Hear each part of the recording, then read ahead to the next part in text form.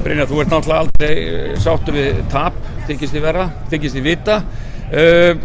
Þín fyrstu viðbrögð eftir þetta tap núna? Margir tapaði bolta sem svíða. Að henda boltanum ítreka og þeir gerðu vel í að refsa okkur fyrir það. Og mér var svona keimlíkir leikir, Retsi og Tindastóls-leikurinn.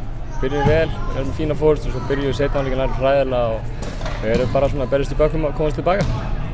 Já, menn núna svona virtust þið hafa þá gulu bara í vasana fannst mér í fyrri hálfleik. Þetta virkaði bara þægilegt hjá okkur. Hefðu, jafnvel bara átt að vera með meiri mun og eitthvað þar. Svo bara gerist eitthvað í byrjun seinni. Já, ég fann þetta alveg sjálfur. Fyrri hálfleikan fannst mér svona andleysi ríkja yfir Grindavíkurliðinu og það er alveg rétt hjá þér. Við hefðum átt að vera komnir fleiri stigum yfir ef við hefðum bara gert betur.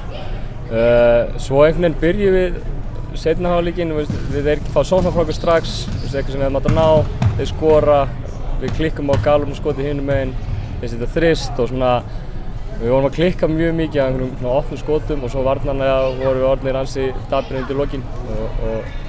Vörnin hjá Grindavík var kannski ekki endilega það sem að breytist í það, þið voru dálítið að bara klikka á opnum skotum líka. Já, klikka á opnum skotum og tapa boltum mjög illa og fá óvirknamannslega villu, tapa boltan undir okkar eigin körfuvelli í þrisvarsinnum, gefa leigu. Þetta eru að tala um og þrist eftir tapa bolta, við erum að tala um 15-20 stig og það er munurinn í þessum leik. Og þessi leikur er náttúrulega þannig að þetta gerist fljótt, þannig að það er bara þrír leikir búnir, það er engin krísa í hérna Vesturbænum, eða? Nei, við erum náttúrulega með nýtt lið og við erum búin að vera svo stutt saman með önnur lið. Við erum allar búin að fá 3 vikur og búin að spila 3 leiki.